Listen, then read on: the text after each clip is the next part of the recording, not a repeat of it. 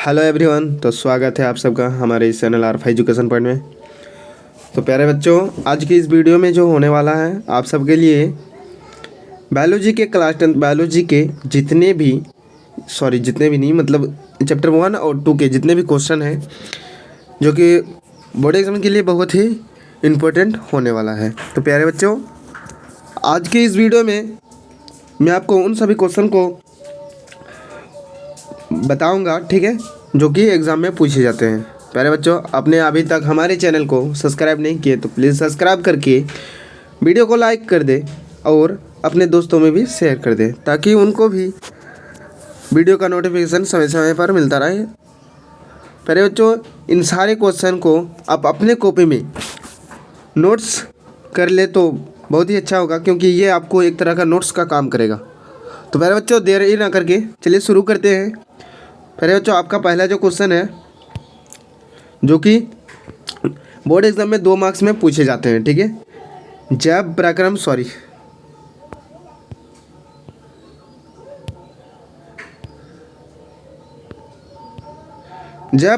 क्या है, ठीक है। तो प्यारे बच्चों, जैव प्रक्रम वे सारी क्रियाएं जिनके द्वारा जीवों का अनुरक्षण होता है, यानी जिनके द्वारा जीव अपना रक्षा करता है उसे ही क्या कहते हैं, जैव प्रक्रम कहते हैं। तो लिख सकते हैं वे सारी क्रियाएं जिनके द्वारा जीवों का अनुरक्षण होता है उसे क्या कहते हैं, जैव प्रक्रम कहते हैं। जैसे पोषण द्वारा, श्वसन, परिवहन, उत्सर्जन, ठीक है। मेरे बच्चों, अगला क्वेश्चन को देखते हैं कि पोषण से आप क्या समझते हैं, यानी पोषण है क्या या कितने प्रकार के होते हैं। प्यारे बच्चों, पोषण 2 प्रकार के होते हैं, स्वपोषण, परपोषण। तो बच्चों, पोषण जो होता है, पोषण वह विधि है जिसके द्वारा जीव पोषक तत्वों को ग्रहण कर उनका उपयोग करते हैं। यानी हम जो कोई चीज़ खाते हैं तो उनसे हम क्या होता है, विटामिन मिलता है, प्रोटीन मिलता है, उनको हम अपने पेट के अंदर पचता है, ठीक है। तो पोषक वह विधि जिसके द्वारा, ठीक है, पोषक तत्व यानी जो खाते हैं पोषक तत्वों को ग्रहण कर यानी खाकर, ठीक है, उनका उपयोग करते हैं, ठीक है, उसे ही क्या कहते हैं, पोषण कहते हैं। पोषण के कितने प्रकार के होते हैं, 2 प्रकार के, स्वपोषण और परपोषण। अब आता है यहाँ पे स्वपोषण और परपोषण में क्या अंतर है। पहले बच्चों, स्वपोषण और परपोषण, स्वपोषण में आप ऐसे बोल सकते हैं वैसे जीव जो अपना भोजन खुद से बनाकर खाता हो या संश्लेषित करता हो, ठीक है। ऐसे क्या हो जाएगा, जैसे आपका पेड़ हो जाएगा,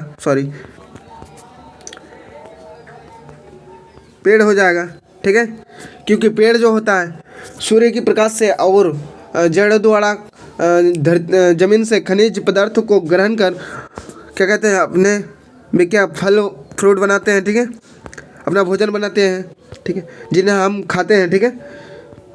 तो ऐसे हम कह सकते हैं कि स्वपोषण ऐसे जीव जो अपना भोजन के लिए अन्य जीवों पर निर्भर ना रहकर स्वयं या खुद से संश्लेषित करते हैं उसे क्या कहते हैं, स्वपोषण कहते हैं या फिर स्वपोषी कहते हैं। सभी हरे पौधे, इसमें क्या लिख सकते हैं उदाहरण में, सभी हरे पौधे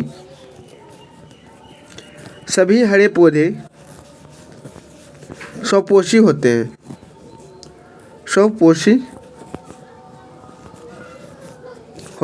ठीक है। समझ आ गया। चलते हैं आगे बच्चों।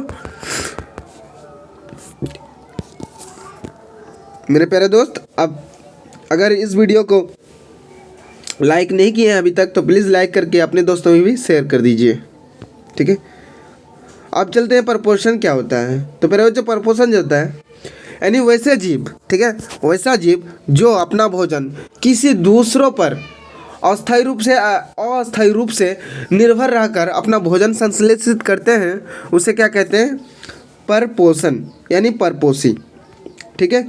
इसका हम डिफिनेशन इस तरह से दे सकते हैं कि वैसे जीव जो अपना भोजन स्वयं न बनाकर किसी अन्य रूप में या किसी न किसी रूप में अन्य जीवों पर निर्भर रहकर, यानी किसी दूसरों जीवों पर निर्भर रहकर, हम मनुष्य क्या आते हैं, परपोषी में आते हैं, क्योंकि हम तो खुद से बनाकर खाते नहीं है, यानी वो बनाना नहीं मतलब खुद से हम कोई भोजन नहीं बनाते हैं, पेड़ पौधे से प्राप्त कर हम खाते हैं, तो इसे ही क्या कहेंगे, परपोषी कहेंगे। तो वैसे जीव जो अपना भोजन स्वयं संश्लेषित स्वयं न बनाकर किसी न किसी रूप से अन्य जीवों पर निर्भर रहते हैं, उसे क्या कहते हैं? परपोषी कहते हैं। जैसे मनुष्य तथा जानवर, ये क्या हो जाएंगे? परपोषी हो जाएंगे। फिर बच्चों तीसरा क्वेश्चन देखते हैं कि प्रकाश संश्लेषण किसे कहते हैं। इसके लिए समीकरण को लिखना है। ठीक है, इस बार के जो 2024 के जो क्वेश्चन आया था, यह क्वेश्चन पूछा गया था, वो भी हाँ शायद 2 नंबर में पूछा गया था मेरे बच्चों, 2 नंबर में। ठीक है, यह क्वेश्चन को पूछा जाता है, लेकिन यह आपके लिए बहुत ही इम्पोर्टेंट होने वाला है। इसको VVI मार लीजिए आप। ठीक है जी हाँ। तो वे सारी क्रियाएं जिनके द्वारा जीव नहीं, पेड़ अपना भोजन बनाते हैं, उसे क्या कहते हैं? उस मूलभूत प्रक्रिया को क्या कहते हैं? प्रकाश संश्लेषण कहते हैं। तो ऐसे इसका आंसर लिख सकते हैं कि प्रकाश संश्लेषण हरे पौधों द्वारा भोजन बनाने की क्रिया या एक विधि है जिसमें पौधे सूर्य की उपस्थिति में वायुमंडल से CO2 यानी कार्बन डाइऑक्साइड एवं भूमि से खनिज लवण एवं जल ग्रहण कर भोजन बनाते हैं। ठीक है, इस मूलभूत प्रक्रिया को ही क्या कहते हैं? प्रकाश संश्लेषण कहते हैं। तो इसके लिए समीकरण क्या हो जाएगा? यानी 6CO2 plus 12H2O Surya Prakash बटे क्लोरोफिल, ग्लूकोज का सूत्र, ये ग्लूकोज का सूत्र है C6H12O6 plus oxygen 6, carbon hydrogen 6 यानी जल 6। ठीक है, तो ये हो जाएगा इसका समीकरण पहले बच्चों।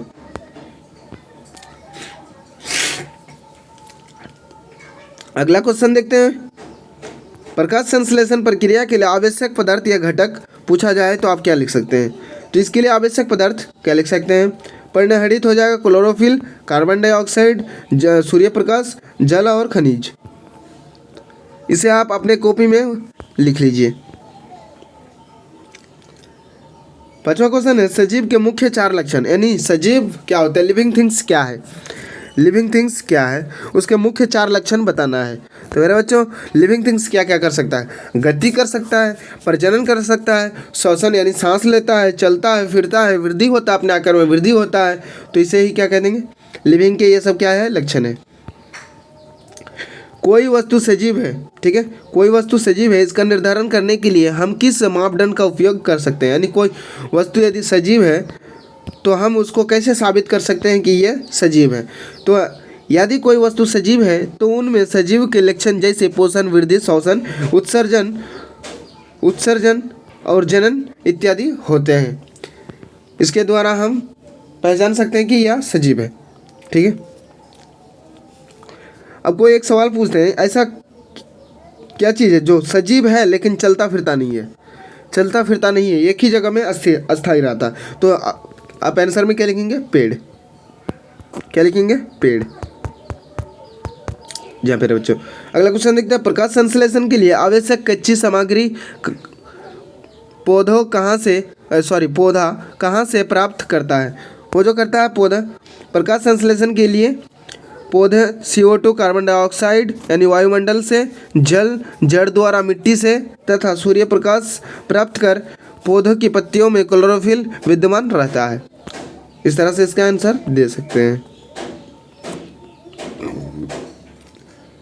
8वां क्वेश्चन है मेरे बच्चों, मनुष्य में कितने प्रकार के दांत होते हैं तथा उनके कार्य क्या क्या है? मनुष्य में 4 प्रकार के दांत होते हैं, कर्तनांग, अग्रचवर्णक, चवर्णक, भेदक, कैनाइन यानी भेदक। ठीक है, तो मनुष्य में जो होते हैं 4 प्रकार के दांत होते हैं, कर्तनक इंसाइजर, भेदक कैनाइन, अग्रचवर्णक प्रीमोलर, चवर्णक मोलर। अब इनके कार्य को देखते हैं मेरे बच्चों। इनके जो कार्य हैं कुछ इस तरह है। कर्तनांग का काम है या भोजन को कुतरने का यानी काटने का काम करता है, पहला काम।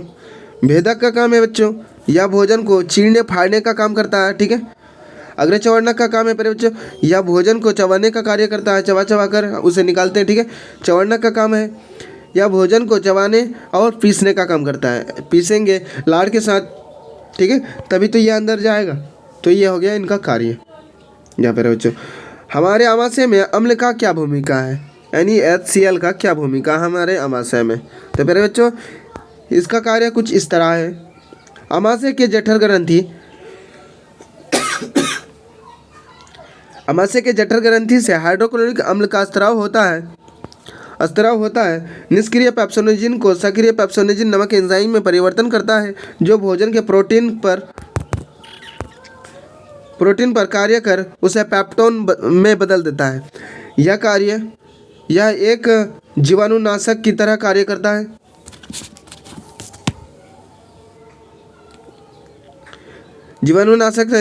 तरह कार्य करता है तथा भोजन में उपस्थित बैक्टीरिया को नष्ट कर देता है।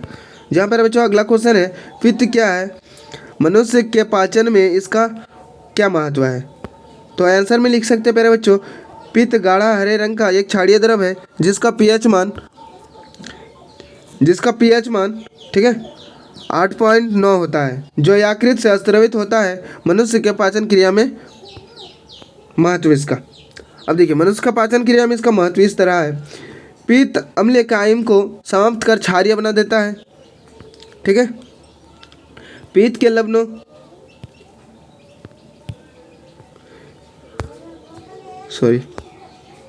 लवणों जैसे सोडियम ग्लाइकोट तथा सोडियम टाइट्रोकोलेट भोजन के जटिल वसा का विखंडन तथा पैसीकरण कर देते हैं, जिससे भोजन के वसा का पाचन होता है। लास्ट क्वेश्चन है मेरे बच्चों इस चैप्टर का, पाचन एंजाइम का कार्य क्या है? पाचन एंजाइम का कार्य, पाचक एंजाइम भोजन के विभिन्न पोषक तत्वों को जटिल रूप से सरल रूप में बदलकर घुलनशील बना देता है ताकि इनका आसानी से पाचन हो सके। उदाहरण के लिए कार्बोहाइड्रेट माल्टोस में बदलना। ठीक है प्यारे बच्चों, आज के वीडियो में बस इतना ही। मिलते हैं अगले वीडियो में, तब तक आप अभी तक हमारे चैनल को सब्सक्राइब नहीं किए प्लीज़ आपसे मेरा रिक्वेस्ट है कि आप हमारा चैनल को सब्सक्राइब करें और अपने दोस्तों में भी शेयर करें।